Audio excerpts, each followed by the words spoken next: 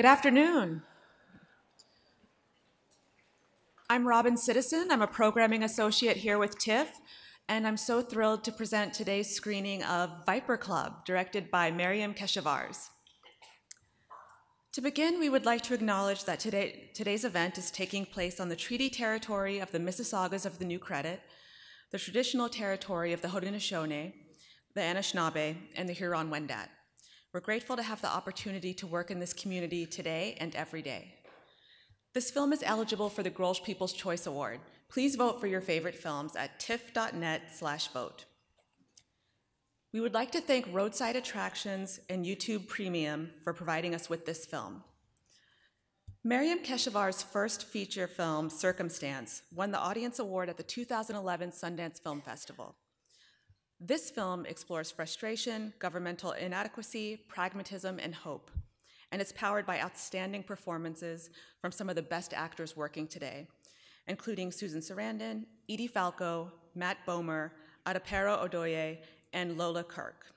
We're pleased to have a an opportunity to speak with our guest afterwards in a Q&A, but here to say a few words beforehand, please help me welcome to the stage Director Maryam Keshavarz.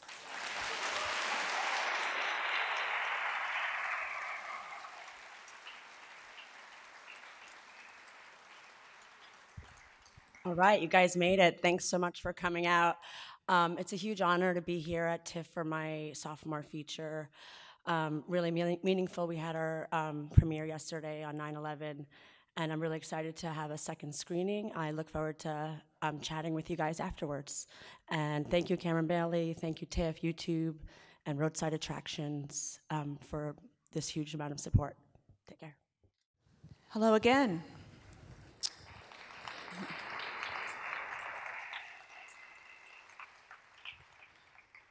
Thank you for sticking around. It gives me great pleasure to facilitate this Q&A with our guests tonight.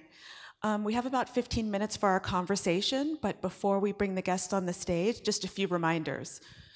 First of all, if you have a question, please raise your hands high. There's a spotlight right in my face, so wave it around a little bit just so I see you. Second, please keep your question brief and speak as loudly and clearly as you can. Third, I will repeat your question for the benefit of everybody on stage and other people in the audience so that they can hear it. Without further ado, please help me welcome back to the stage Director Maryam Keshavarz.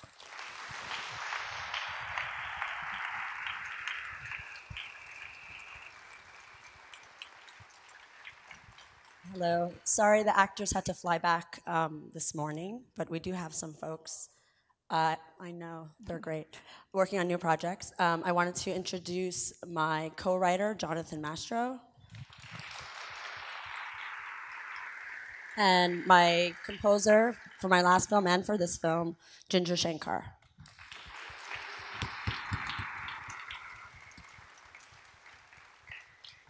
So I just want to start off with mentioning that this is an excellent star-studded cast, and Susan Sarandon does a fantastic job. She carries so much of the film. We're with her as she goes through this journey.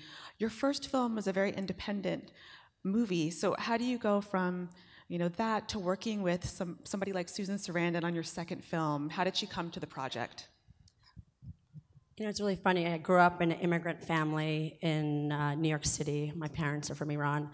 And as a kid, you sneak into the movies because your parents can't afford to let you go to the films. And you see Susan Sarandon, and never do you think you'll meet her, let alone work with her. So it really was a dream. Honestly, Susan was my first choice in this role. We reached out to her. She was a big fan of my previous film. She read the script.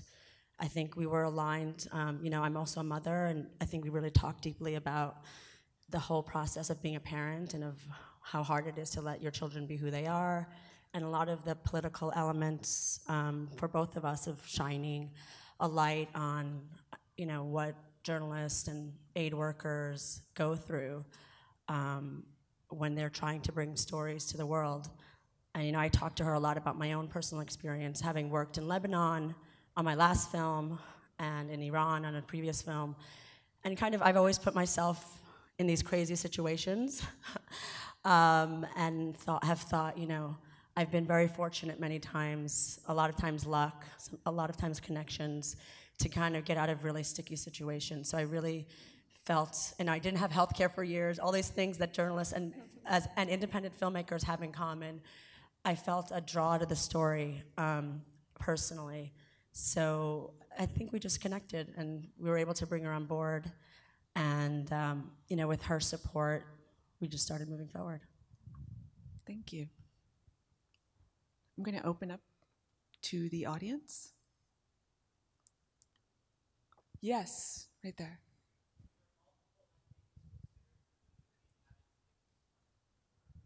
So were there multiple endings considered for the movie? And if so, how did you pick this one?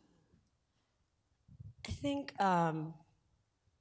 we were very, emotionally moved by the journalists that had been, slain in this manner. We had Steven Sardeloff, James Foley, you had David Hines, you had multiple Japanese journalists, you had foreign journalists that were killed in this way. I think it was, for us, a starting point in some ways, because we felt that the people didn't really understand, beyond being horrified, they didn't really understand what the process was in terms of what a family goes through. And I wanted to create something where people could emotionally feel what it's like to have to go through that process.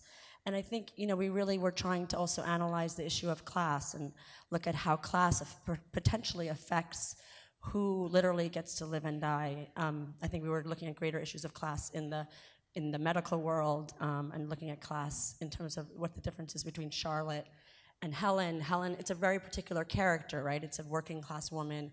Jonathan's mom was a single mother, working class, and we wanted to really examine in America this idea of how people feel left behind by their governments, how they feel isolated, how they literally don't have a way of moving forward. So we thought, we wanted to create a difference in the story of Helen versus Charlotte, an emotional connection between, who gets to live and die in relation to class.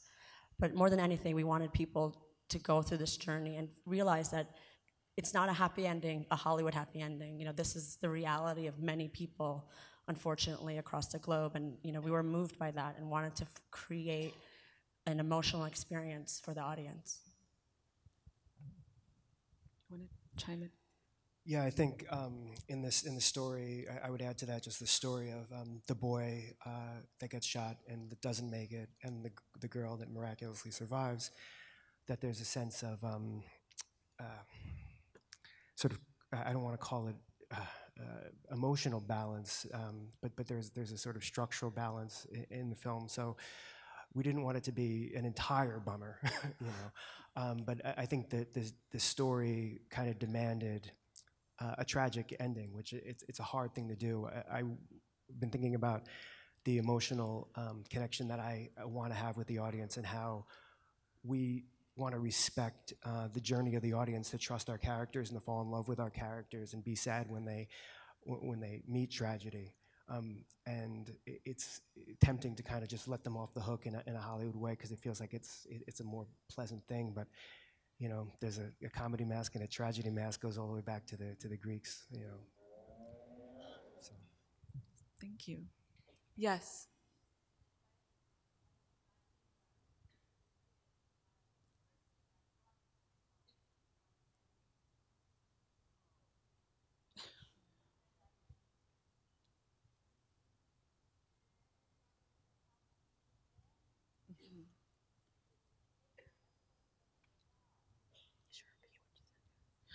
So the viewer said that when she first saw the ending, she was dismayed. I'm going to paraphrase you. Can you do the sound effect? Oh, shh. But then you realize that we've seen this story before, and we never thought about what happened to the families, right? And yet this could have been a very different movie. It could have been a thriller, and we could have stuck with Andy, but sticking with Susan Sarandon's character and the person who waits. Really made it very poignant and affecting. And I actually wanted to know, in terms of characterization of Helen, we see her so often in her job as an emergency room nurse, and when you're writing a character like this, and you see her triage other people's crisis and help other people on their worst days, how does that relate to how she reacts to her own crisis? I think that was, something we talked a lot about. My father was a doctor. My brother was a pediatric ER doctor. I spent my high school years hanging out in the ER, thinking I might be a doctor myself. I think we were trying to show, in one major way, we wanted to show that violence, we discussed this, people say, oh, you're from Iran. God, you must be so used to violence. And it's this idea that over there in the Middle East is where all the violence is, and over here is where it's really safe.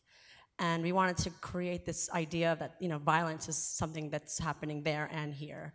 And we thought this would be a good foray into that. And also, I think Andy and his mother are essentially doing the same sort of work, but don't really realize that.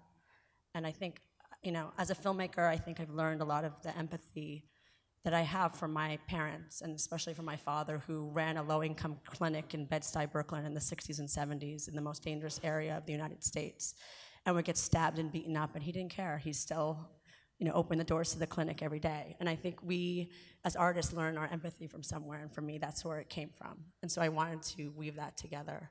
And also because I felt like it's its own type of VIPER club. When you go through trauma, be it overseas, you create a family. And I think in the ER, I really saw that all these people from all over the world work in a hospital. And I hate shows that show everyone as white in a hospital. It's ridiculous. It's the most multicultural place. And here they come together because of trauma and because of violence. And they create a way to be, they create a community. And that's really, for me, what the film was about. How do we create a sense of community when we don't have the government or the system to fall back on? Next question.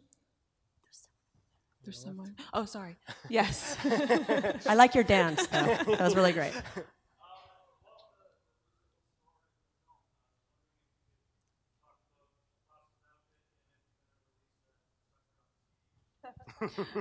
So you liked the score of the film, and what was the process of creating that score, and will you release it on CD?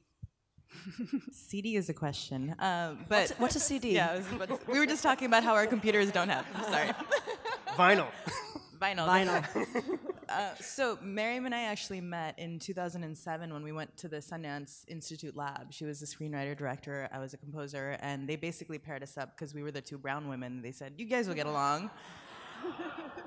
And actually, we did, so. Yeah, and I read her script, Circumstance, and I was blown away because I also come from an immigrant family. We had so much in common. She'd come over and my grandmother would cook for us, her mom, my mom. So we've been working together for 11 years, and we're promising we're going to make a musical. So musical's next. Yes. So the process was just basically reading the script, talking through what she was hearing as far as Helen's voice, her son's voice, and just kind of developing that as it went and figuring out what the violin represented, what the voice represented, and sort of it all came together with a little bit of sort of Middle Eastern influence, Indian influence, but much overall, the dismay of the financiers. What's all this Middle Eastern stuff? What is this? Yeah. Yeah. But I thought it was important to weave where Andy is into the story as something also have beautiful melodic elements into the story itself. Yeah. And oh, thank you for the snowball fight, the Art and Wine song. Great, thanks. Okay, next question. I actually have a question. So you talked a little bit about some of the actual people that went through this process. And so is this mostly fiction? How did you go about researching and actually making it into kind of a fictionalized story? Yeah, I mean, I think as we're both very political and socially minded, I think when we saw these images, we really started to delve deep into researching, and we realized it's a really systemic issue. It's not just the issue of one journalist. The United States has very little concern or respect for journalists. We see that now, obviously, with our president directly attacking journalists. But I think, from the days of Daniel Pearl all the way till now, the United States makes a clear distinction between journalists and soldiers. Soldiers we're supposed to get them back at all costs. Journalists are expendable. And I thought in Europe, it's a very different situation. They actually pay for the release of their journalists. I thought it's emblematic of, the two countries' response to journalism. So we kind of did a lot of research and then decided to create this character to Jonathan and I that was very personal. And, be influenced by real life events, but create a fictional world and have the freedom and the space to examine different thematic issues. think that came across beautifully. I think we have time for one last question, and then we're going to wrap up. Oh, yes.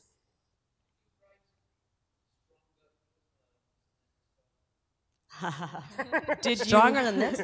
Did you write stronger political elements and then discard them? I mean, you know. Did we? I don't remember. Yeah. I think when you're writing something that's political, at least, you know, when I'm writing like, you know, a long speech or something like that, I know that I'm going to cut out half of it, and I just have to get the rant out first. And then we will send it back and forth. That's the beauty of working collaboratively. I mostly cut his work, so. Exactly. The big pair of scissors. So, but I don't think we looked at political in that way. We always trying to ground the politics in the reality of the characters. We didn't want to be a mouthpiece. I think there was some information we wanted to get across about, you know, freelance journalists. But I think when we say political, we wanted to ground real characters in an emotional world, and, you know, what do real characters do in this situation? What does the regular person do caught up in this? And not look at like greater, huge policy issues, but through the light of this one person. And I think we try to ground it always in the reality and the intimacy of the individual story, and not go too big P on the political. Yeah, but of course, like anything that you make, whether or not you say it's political, it's political. It's either for the status quo or it's in relationship to the status quo. And I think that, you know, in order to do that, you want to try to avoid being polemical and saying that you know the answer that somebody else doesn't know. And I feel like as a writer, it's important for me to be engaged in the world that I live in, and I know Maryam feels she wants to be engaged in that world, but I think that world, and the essence of the VIPER Club is that it's an interpersonal world. In that sense, the political is very personal. And I think as writers, I think political writers or socially minded writers, we should have the freedom to look at what's actually happening in our countries on a greater scale and feel inspired to do fictional stories and to, you know, push that medium. So thanks for having us. Thank you.